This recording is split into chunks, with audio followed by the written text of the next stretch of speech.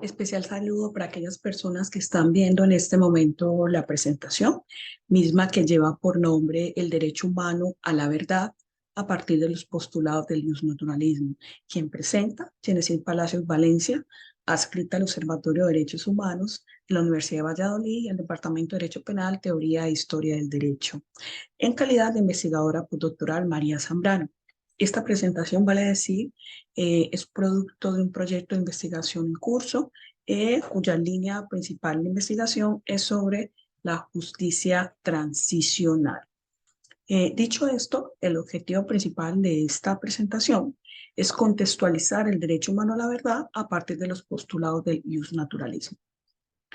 Dos ideas claves como punto de partida en torno al derecho a la verdad y, digamos que, elementos problematizadores para el debate. Una, utilizar la mentira como arma política es considerar a la sociedad como un campo de batalla en que ningún valor fundamental es respetado, como si la sociedad no estuviese formada por socios, sino por enemigos en estado de guerra permanente. Dos, la verdad es un elemento de supervivencia social como lo es el oxígeno, el aire y el agua. La verdad os hará libre, se podría añadir, y la mentira os hará esclavos. Esta valoración ética de la verdad entra dentro de las exigencias de la salud y la convivencia social. Añadiría esto el autor Pedro Castañeda. Muy bien. ¿Por qué estamos hablando del derecho a la verdad? Y a partir del título de esta presentación. El primer punto en partida es entender los derechos humanos como fundamentos propios del justnaturalismo. Y por otro lado estaría entender que la verdad hoy en día es un derecho humano. Por eso vamos a intentar fundamentar o estaré intentando fundamentar la verdad como derecho humano desde la corriente del justnaturalismo como fundamento propio de los derechos humanos. Desde este punto de partida podríamos decir varias cosas. Una de ellas es que el derecho a la verdad es una construcción más que jurídica, social, pues no es un derecho que se encuentre de manera exclusiva o así estipulado y positivado en los textos constitucionales, ¿sí? En los catálogos constitucionales vigentes. No obstante, se debe afirmar que desde los tribunales internacionales regionales en materia de derechos humanos, quienes han venido desarrollando una amplia jurisprudencia en torno a la verdad como derecho humano.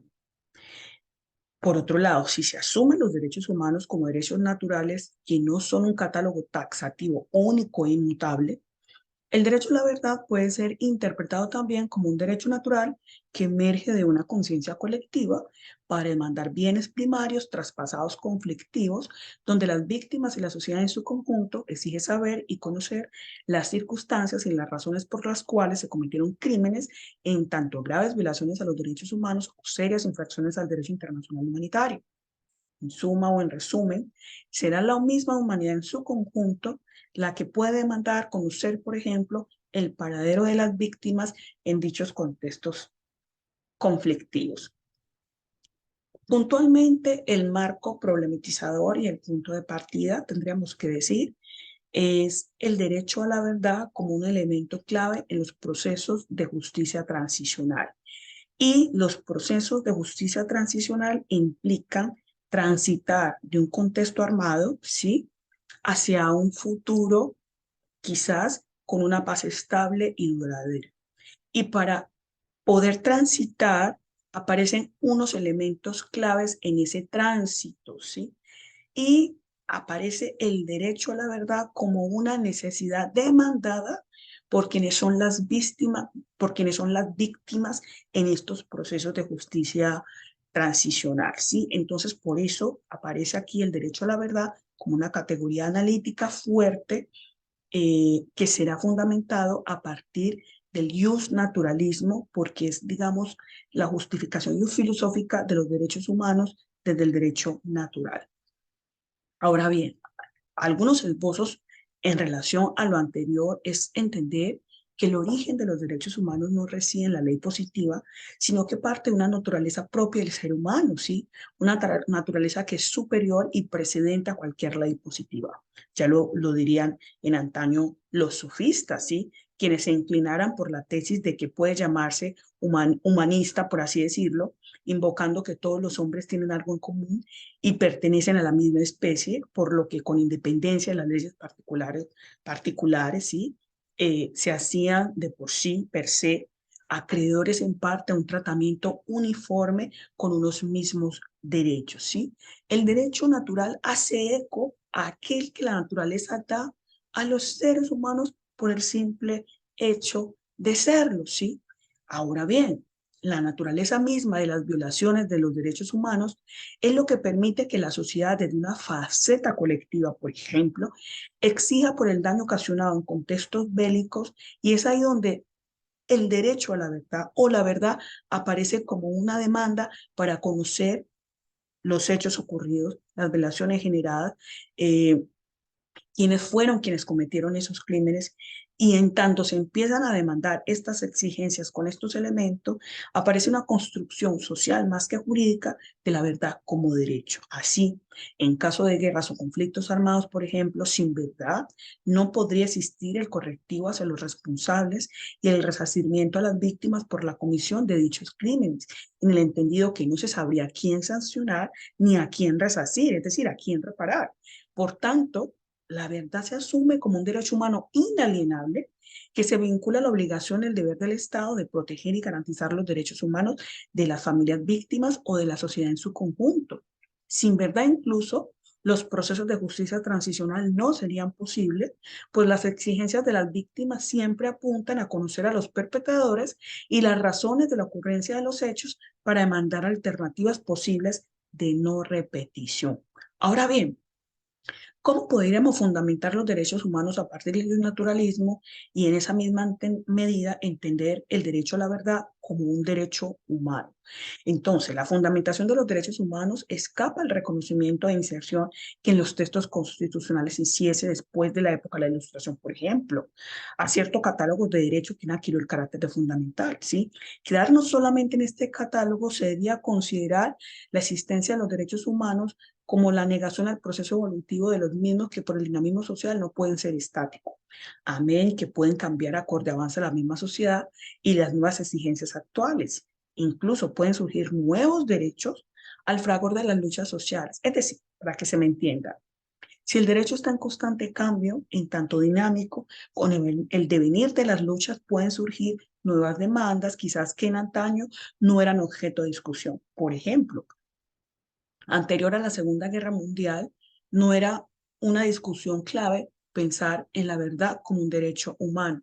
Y posterior a la Segunda Guerra Mundial, digamos, dadas las exigencias de las mismas y dado el surgimiento de nuevos contextos bélicos que han surgido tanto en el continente europeo como americano, se ha empezado a hablar de la verdad como un derecho clave para resarcir, digamos, o reparar a las víctimas. Entonces, digamos que es erróneo pensar que solamente un catálogo constitucional es lo que nos diría cuáles serían los derechos humanos.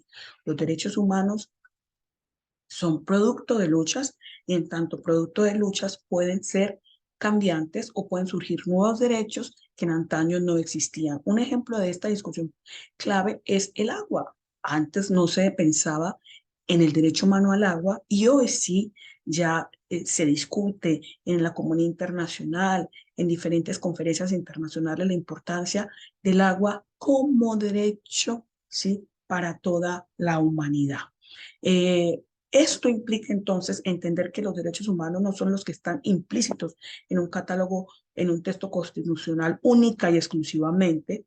Implica superar el positivismo, ¿sí? Y esto implica reconocer los derechos humanos como reivindicaciones anteriores al Estado, que tienen plena validez e imponen límites al poder estatal, priorizando como máximo atributo la dignidad, ¿sí? Es lo que posibilita la defensa de los derechos en cualquier latitud al hacerlos extensivos a toda la humanidad. De hecho, la idea de dignidad o atributo de la dignidad es una noción kantiana, ¿sí?, donde es atributo básico para la fundamentación de los mismos derechos humanos. Entender también lo anterior significó la renovación de una idea de antigua y reconocida tradición, la existencia de una serie de exigencias jurídicas anteriores e independientes de cualquier hecho social, de una especie de derecho distinto y anterior al derecho positivo. Los antiguos o los clásicos llamaron a esto precisamente derecho natural, idea que es trascendental para el entendimiento de la esencia o naturaleza humana, aquello que es inalienable a cada ser o lo que caracteriza a un ser en su especificidad, sin lo cual ese ser pierde toda realidad o significación.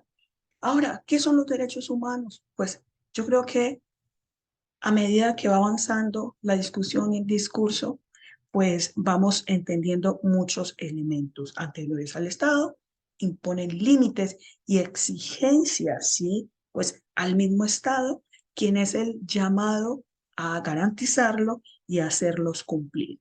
Se ha abanderado mucho la idea de la universalidad para entender de que todos somos titulares de ciertos derechos, aunque pues la idea de la universalidad ya ha sido discutida y replanteada, porque pues aunque es una idea que se abandera para entender que todos tenemos unos derechos de los cuales los estados deben respetarlos para todos, pues al mismo tiempo se aclara que realmente la idea de la universalidad puede tener algunos problemas en tanto hay derechos que son para sujetos específicos y que no son titulares el resto, como puede ocurrir, por ejemplo, con los derechos que demandan solamente las comunidades o los pueblos indígenas y tribales, ¿sí? El derecho a la tierra, ¿sí? El derecho en estar aislamiento libre y voluntario. Hay muchas implicaciones que nos permitirían cuestionar un poco la idea de universalidad, pero por lo demás entendamos que ha sido una idea noble que se abandera desde el derecho internacional de los derechos humanos para entender que pues todos somos titulares de dignidad humana. En fin, esto también implica superar esta dicotomía de naturalismo y positivismo. Entonces ya sabemos que los derechos humanos no se agotan única y exclusivamente en textos constitucionales positivizados y que pues los valores de la sociedad, digamos los contextos, las épocas, pues nos podrían decir que podrían existir derechos humanos distintos o nuevos a los que existen actualmente. Pues la idea del universalismo también es una bandera propia, por así decirlo, de la creencia filosófica en la existencia de una naturaleza humana que nos hace, digamos, único en cuanto a esa pretensión de dignidad, ¿sí? Y para significar que somos titulares de unos derechos básicos. Ahora bien, el derecho a la verdad, entendiendo ya que estamos hablando de un derecho humano, ¿sí? Entraña tener un conocimiento pleno y completo de los actos que se produjeron en contextos, digamos, de violaciones de derechos humanos, para que las personas que participen en ello y las circunstancias específicas, en particular de las violaciones perpetradas, se conozcan y la motivación, o sea, quién lo originó, cuáles fueron las razones, ¿sí? ¿Por qué ocurrió? ¿Dónde ocurrieron? ¿Sí? Eso demanda básicamente el derecho a la verdad. De manera, digamos, bastante clara, se podría decir que sin verdad no se podrían instaurar políticas de memoria histórica, pues no habría un pasado claro para recordar y la exigencia de no repetirlo.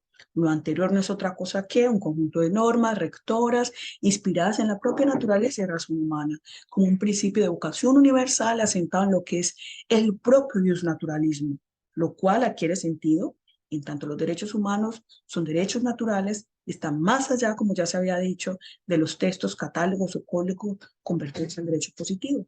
A partir de lo anterior, entonces, este texto se apoyó metodológicamente o esta presentación en la fundamentación filosófica de los derechos humanos desde el naturalismo como referente clave, ¿sí? Fundamentando paralelamente cómo el derecho a la verdad está implícitamente ligado a las ideas propuestas por el naturalismo, en tanto es imperativo resultante de la propia razón humana. El derecho a la verdad ya tiene un camino desarrollado en su formulación como derecho fundamental autónomo. Se trata de un derecho actualmente en desarrollo progresivo, pero también habría que decir que realmente han sido los tribunales internacionales en materia de derechos humanos quienes más le han dado un desarrollo jurisprudencial. Y una institución que ha permitido darle fuerza al derecho a la verdad, valga la redundancia, son las comisiones de la verdad que se han establecido en diferentes momentos, en diferentes procesos transicionales cuando han existido conflictos y y han tratado de solventar, digamos, situaciones de crisis políticas y sociales. Y hay resoluciones de Naciones Unidas, hay abundante jurisprudencia y doctrina en los sistemas de protección de derechos humanos, ¿sí? Y lo vinculan o lo desarrollan como un derecho autónomo que vincula a los estados y vincula entonces darle a conocer a las familias víctimas o a la sociedad en su conjunto qué ocurrió, cómo ocurrió, dónde, por qué, ¿sí? Todos estos elementos a su vez se asocian con el acceso a la justicia. Por ejemplo, en algunos casos en el Sistema Interamericano de Protección de Derechos Humanos, la Corte Interamericana, en el caso Mirna Cham versus Guatemala, ha expresado que toda persona, incluyendo a los familiares de las víctimas de graves violaciones de derechos humanos, tienen el derecho a la verdad, ¿sí? Ni los derechos naturales ni los derechos humanos se conforman, se conforman con ser exigencias abstractas, sin ninguna vigencia real y efectiva en los ordenamientos jurídicos particulares, en concreto de las comunidades políticas existentes. Estas exigencias realmente, ¿qué hacen? Reclaman por su misma naturaleza, pues su positivación para que se hagan cumplir, ¿sí? Y para que se incluyan en los diferentes ordenamientos jurídicos vigentes, no porque requieran de ello para su existencia, ojo, porque los derechos naturales ya existen antes de la positivación, sino que los derechos humanos pues exigen de cierta manera o demandan cumplimiento y la forma de hacerlos cumplir es a través, digamos, de la regulación, la regulación o lo que se hace desde el derecho positivo en cada ordenamiento jurídico, sea en el orden nacional, en el orden doméstico o en el derecho internacional. Dicho esto, la concreción de estas exigencias es una necesidad intrínseca al concepto de derecho natural o derecho humano porque el mismo exige su realización plena y efectiva y ello solo puede hacerse posible a través del derecho positivo. Digamos que hay una colaboración armónica entre el derecho natural y el derecho positivo porque este delimita el derecho para hacerlo exigible de una mejor manera en las circunstancias concretas. Esto para decir entonces que una manera de esta vieja discusión, naturalismo versus positivismo, ya se ha superado, ¿sí? Entiendo yo que realmente son dos, digamos, importantes corrientes que lo que hacen ser es realmente complementarias, ¿sí? No son realmente, no deberían ir en contravía en tanto uno puede ser manifestación, podríamos decir que el derecho positivo realmente es manifestación propia de las demandas derivadas del derecho natural, ¿sí? Pues es la naturaleza humana entonces definitoria para la propia validez del derecho. Afirmaría, por ejemplo, Heráclito, ser sabio es virtud máxima y sabiduría es decir la verdad y obrar de acuerdo con la naturaleza escuchándola. Una afirmación que muy lejana en los anaqueles de la historia sirve de base para comprender lo que aquí se debate. Pues, la verdad así escrita aparece como un derecho humano ligado a la propia naturaleza humana y emanada del derecho natural. Ya sabemos que aunque no codificado, pues el derecho internacional de los derechos humanos ya lo ha entendido como un derecho autónomo, ¿sí? Y que ayuda o demanda investigación, persecución tras la comisión de graves violaciones a los derechos humanos, ¿sí? El derecho humano, la verdad, también se asocia con la transmisión generacional de comunicar a las futuras generaciones, valga la redundancia, la historia para instaurar políticas de memoria histórica, políticas de no repetición a partir de las narrativas de los hechos, lo que implica también replicar la historicidad para no repetir hacia el futuro los mismos hechos del pasado. El derecho a la verdad en el derecho internacional, por ejemplo, se entrelazaría estratégicamente con los objetivos más amplios del derecho penal internacional, ¿sí? Podría mencionarse, entre otros, el de restablecer y mantener la paz, ¿sí? Porque al exponer la verdad, las sociedades son capaces de prevenir la repetición de sucesos similares, ¿sí? Facilitar los procesos de reconciliación y también contribuir a erradicar la impunidad.